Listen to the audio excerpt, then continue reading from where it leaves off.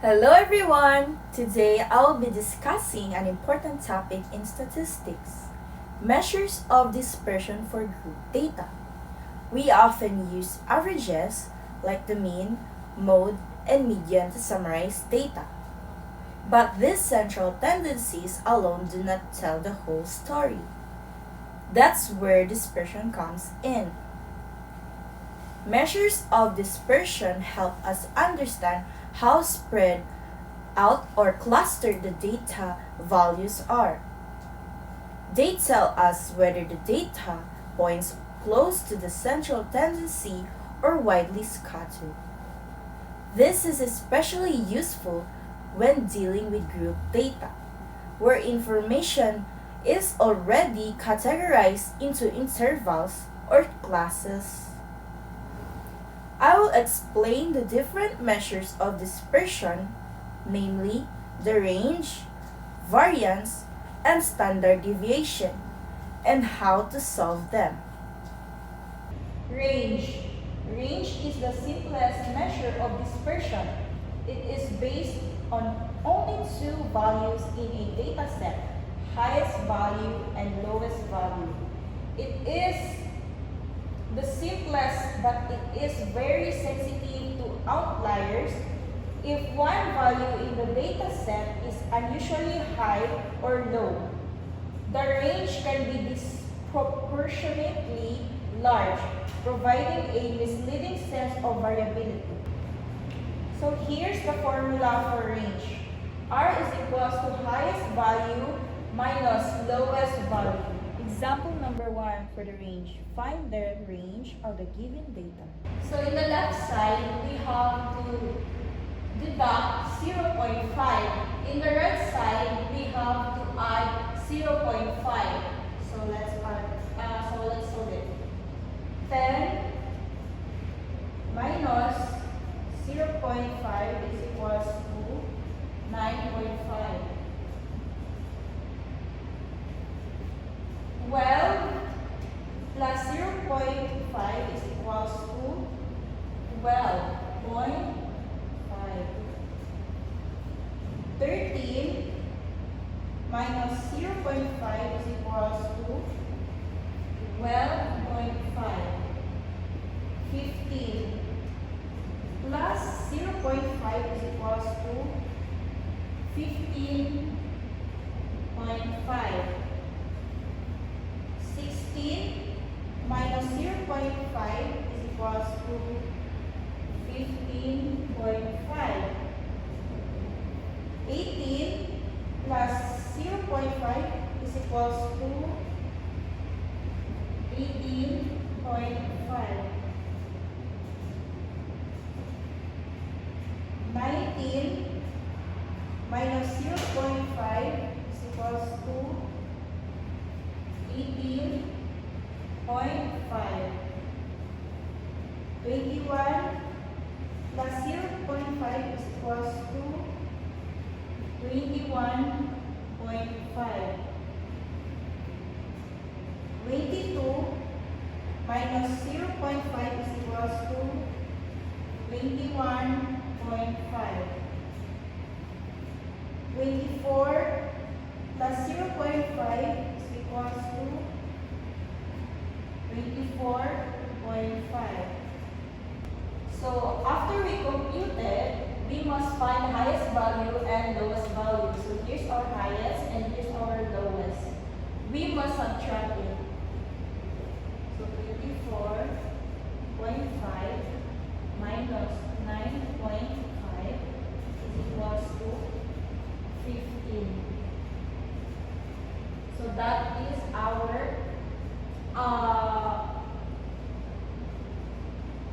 range. Example number 2. 40 students took an exam and their scores were recorded in a frequency distribution table. What is the range of the exam scores in a class? So we have the first column, which is exam score. The second column is the frequency column. So in order to get the range, we have to add another column, which is class boundary.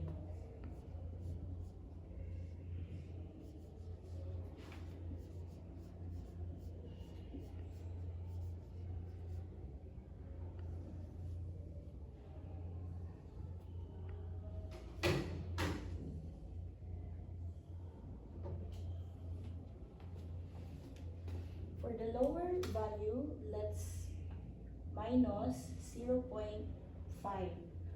So 51 minus 0.5 is equals to 50.5.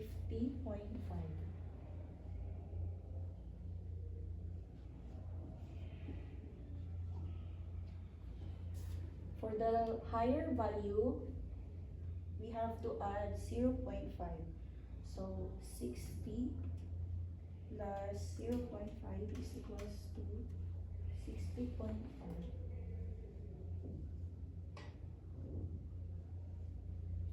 Repeat the same procedure.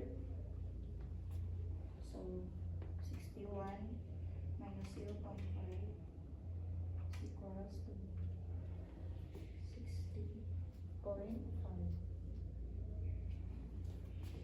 70 plus 0.5 is equals to 70.5.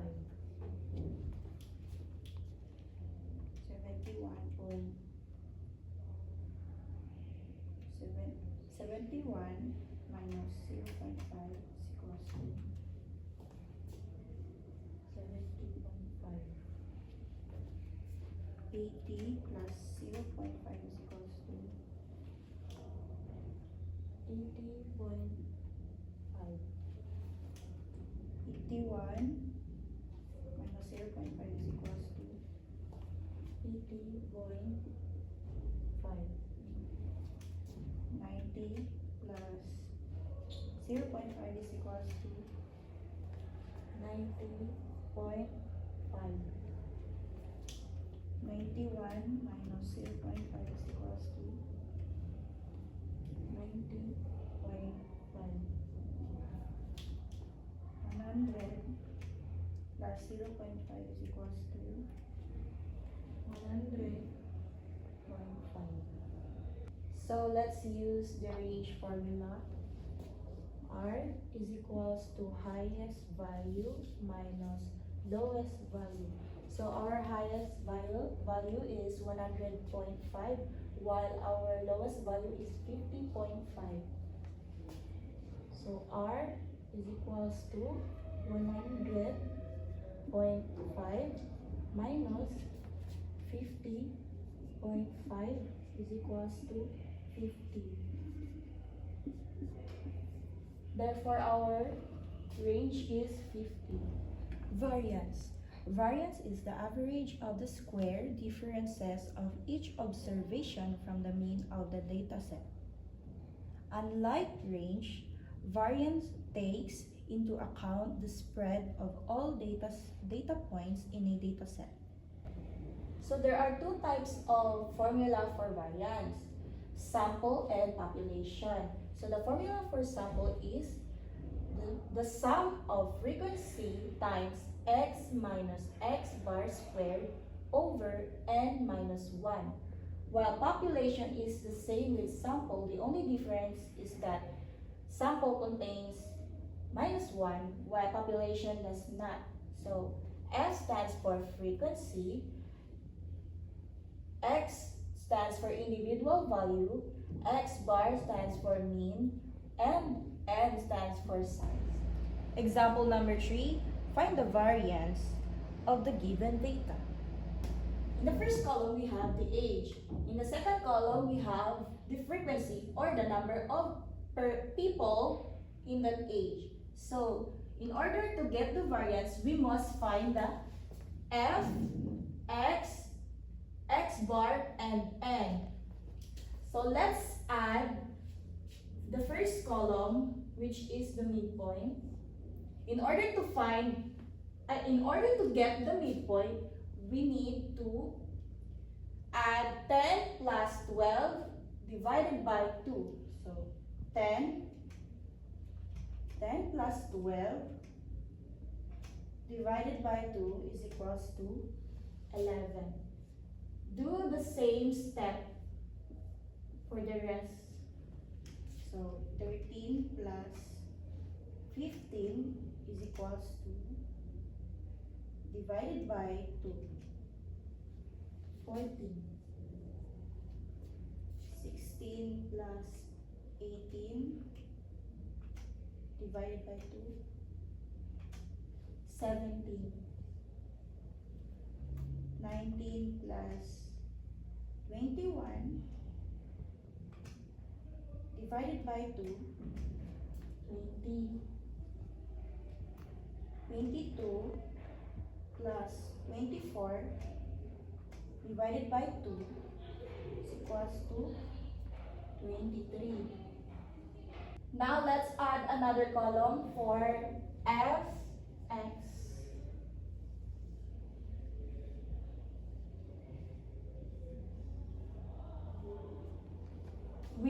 In order to get fx, we need to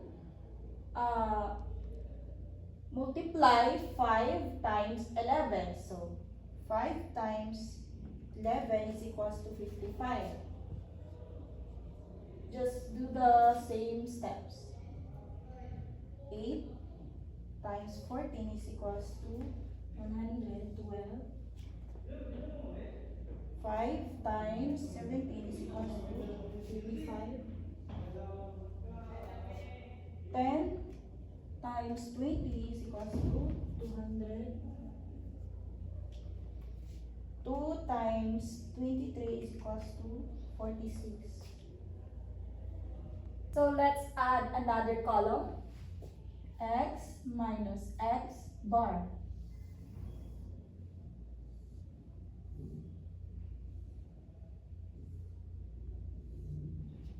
So x bar stands for mean. So the formula for mean is the sum of fx over n. In order to get this, we need to sum up this column and this. So 55 plus 112 plus 85 plus 200 plus 46 is equals to 498.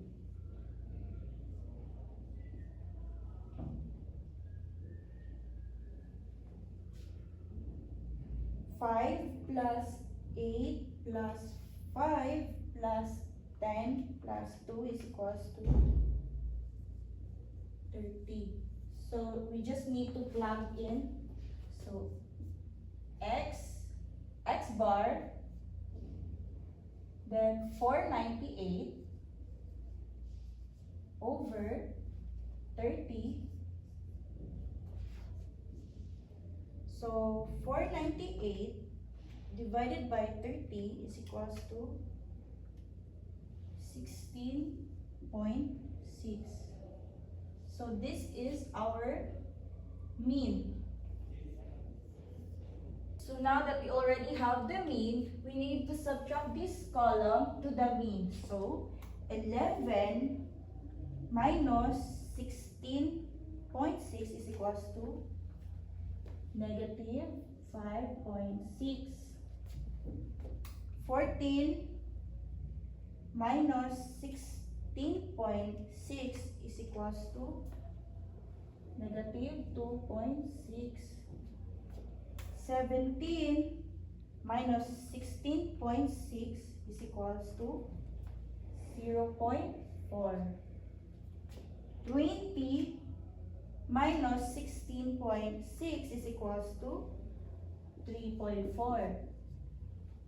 And 23 minus 16.6 is equals to 6.4. So now let's add another column, which is x minus x bar squared.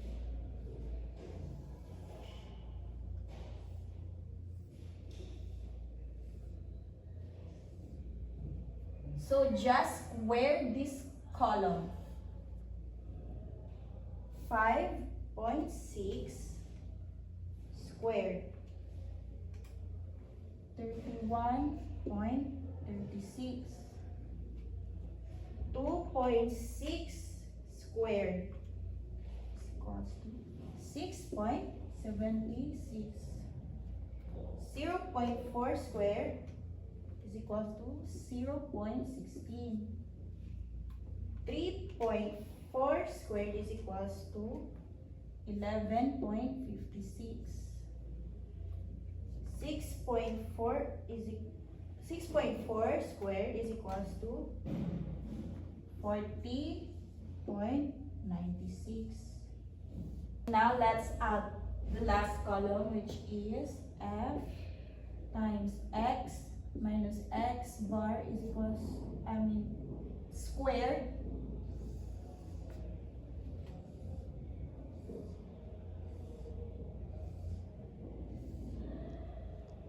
So we're just going to multiply f from this column.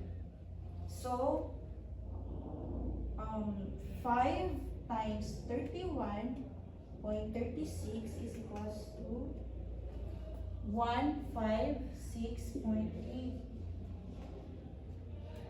8 times 6.76 is equals to 54.08. 5 times 0.16 is equals to 0.8. 10 times 11.56 is equals to 115.6. 2 times 40.96 is equals to 81.92. So now let's sum up this column. so 156.8 plus 54.08 plus 0.8 plus 115.6 plus 81.92. So that's the total.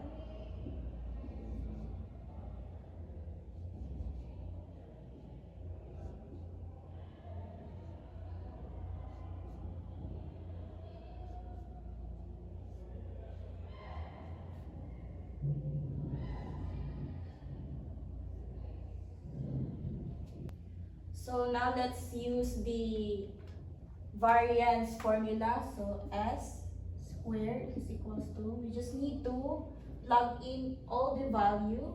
So 409.2 over the n is 30 minus 1.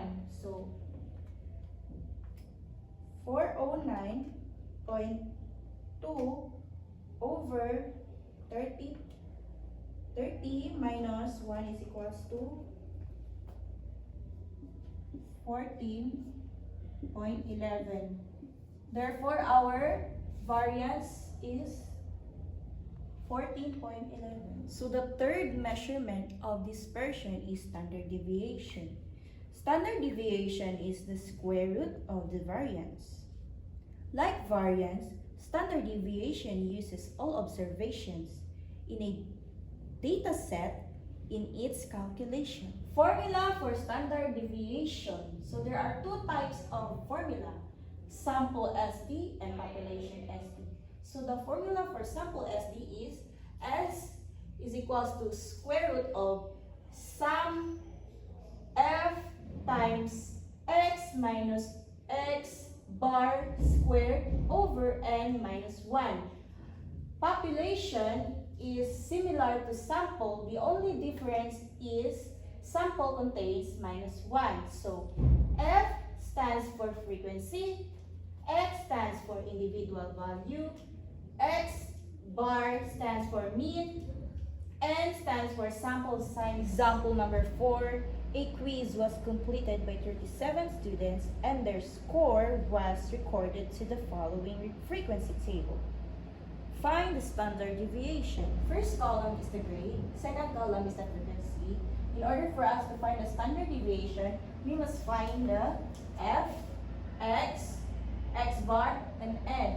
So the first that we're going to do is we're going to add another column, x,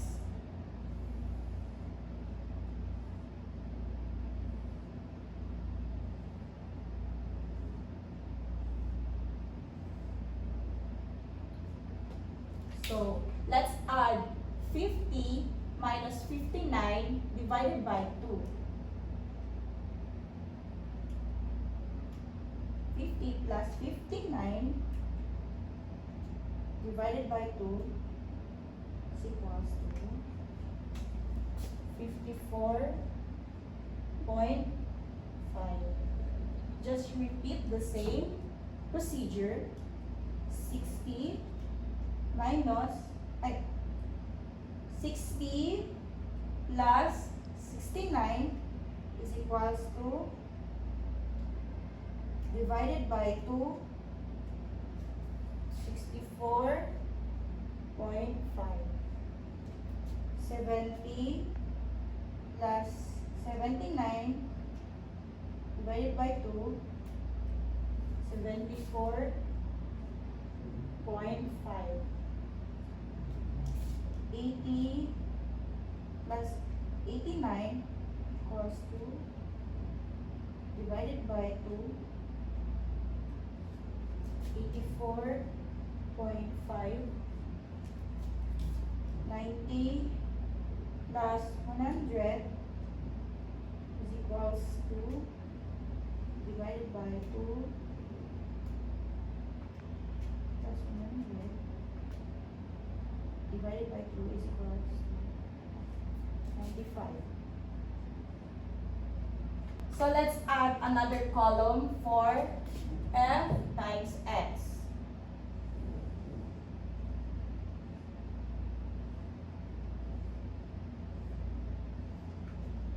So 3 times 54.5, 3 times 54.5 is equals to 163.5. Just repeat the same procedure. 5 times 64.5 is equals to 322.5. 9 times 74.5 is equals to 670.5. 12 times 84.5 is equals to 1014. 8 times 95 is equals to 760. So let's add another column. X minus x bar.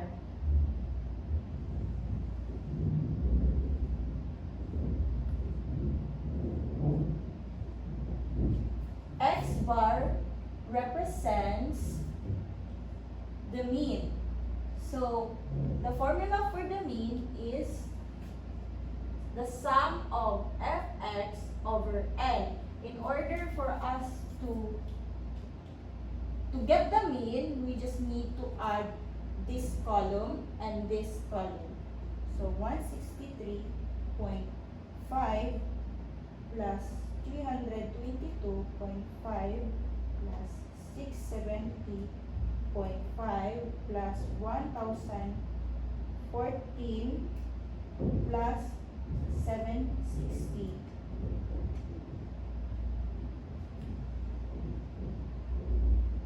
2,930.5. 3 plus 5 plus 9 plus 12 plus 8 is equals to 37. Now that we already have the value for the mean, we just need to add them using the mean formula. So x bar is equals to this one, 2,930.5 over 37. So 2,930.5 divided by 37 is 79.20. So this is our mean. Now we can already minus this column to the mean. So 54.5 minus 79.20. 79.20 is equals to negative 54.7. 64.5 minus 79.20 is equals to negative 14.7. 74.5 minus 79.20 is equals to negative 4.7. 84.5 minus 79.20 is equals to 5.3. 95 minus 79.20 is equals to 15.8.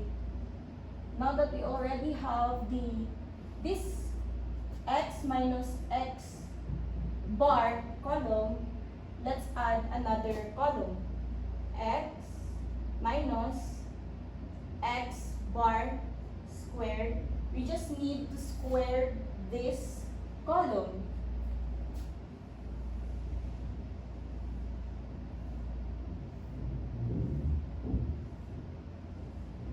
So 24.7 squared is equals to 610.09. 14.7 squared is equals to 216.09.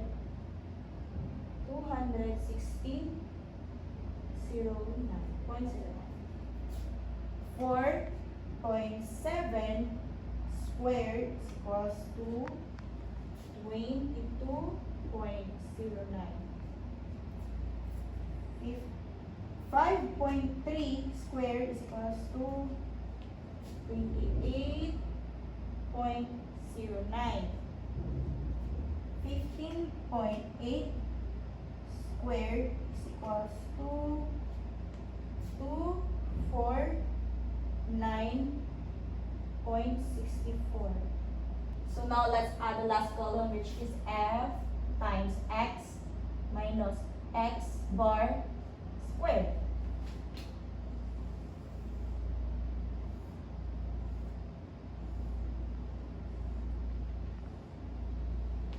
So we need to multiply this column and this column.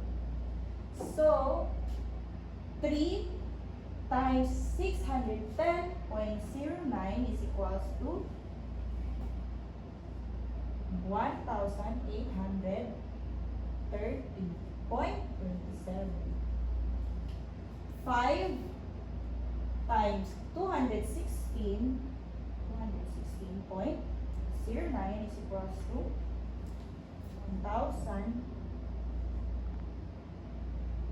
1,080.45.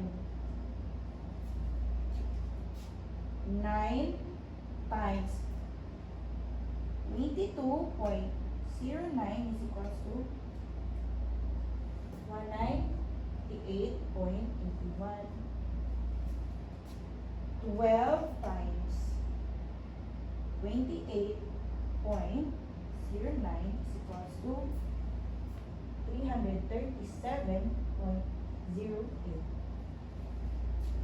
8 times 249.64 is equals to 1,997.12. So let's sum this column. So 1,830.27 plus 1,080.45 plus 190.81 plus 337.08 plus 1,997.12 is equals to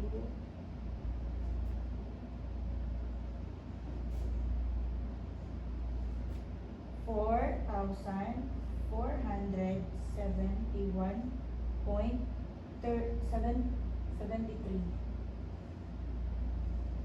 Now that we already have all the value, we can now proceed to the formula, which is S is equals to square root of the sum of F times X minus X bar squared over N minus 1. So S square root, then this one 4,471.73. The letter N is 37. 37 minus 1. So let's compute 4,471.73 over 37 minus 1 is equals to 11.15. So this is the final answer for standard deviation. Example number 5. The following table gives the frequency distribution of the number of orders received each day during the past 50 days at the office of a mail order company. Find the standard deviation. So in the first column, we have the number of orders, and the second column, we have the frequency. In order for us to find the standard deviation, we have to find the value of F, X, X bar, and N. So let's add another column.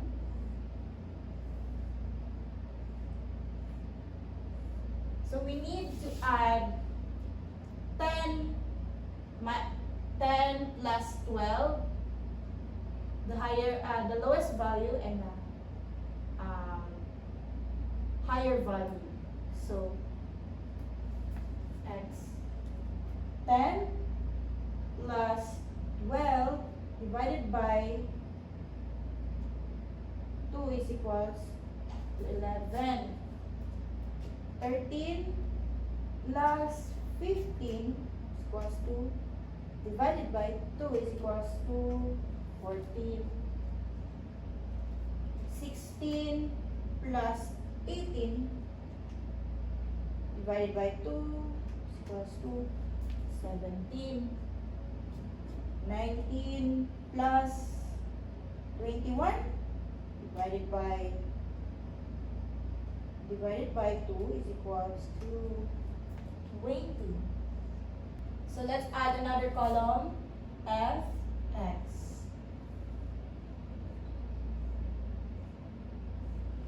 So 4 times 11 is equals to 44. 12 times 14 is equals to 168. 20 times 17 is equals to 340. 24 times 20 is equals to 480. Let's add another column, which is x minus x bar.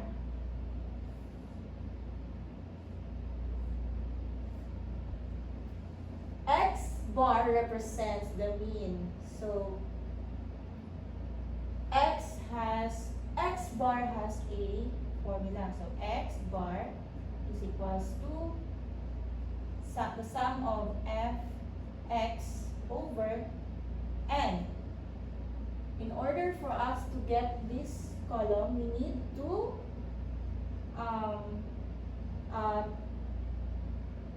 sum up this column and this column. So 4 plus 12 plus 20 plus 24 is equals to 60. 44 plus 168 plus 340 plus 480 is equals to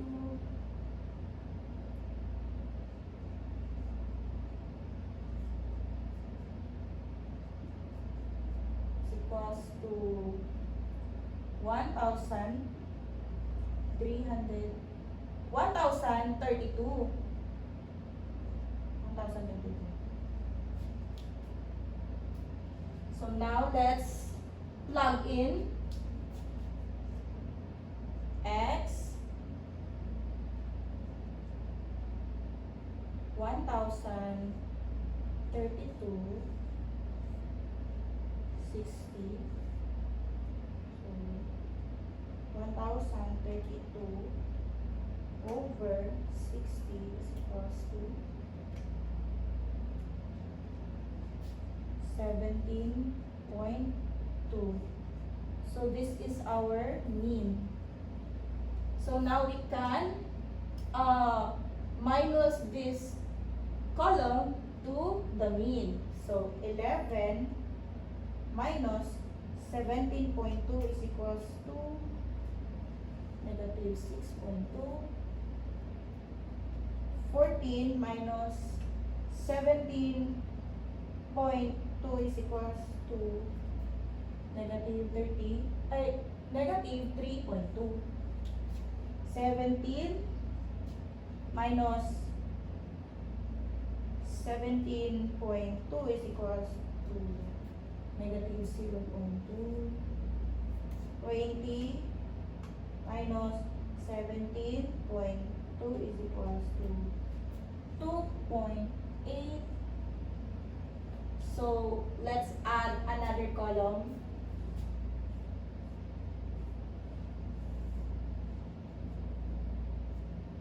X minus x bar squared. So we just need to square this column. So 6.2 is equals 6.2 squared is equals to 38.44. 3.2 squared is equals to 10.24. 0.2 squared is equals to 0.04. 2.8 squared is equals to 7.84. Let's add another, let's add the last column. So f times x minus x bar squared. So you just need to multiply f from this frequency or column to this column. So 4 times 38.44 is equals to 153.76.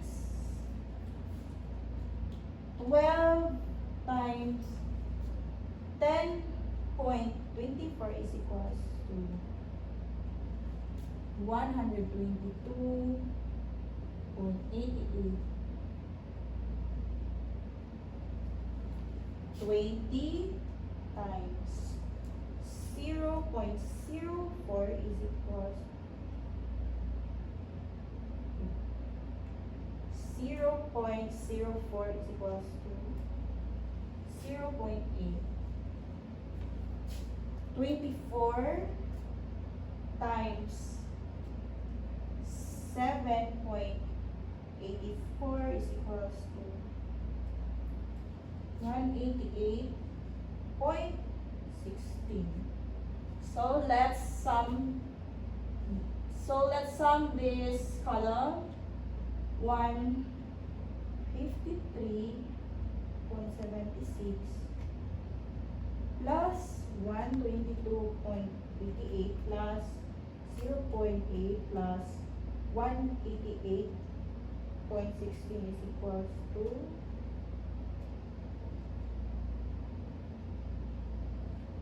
456.6.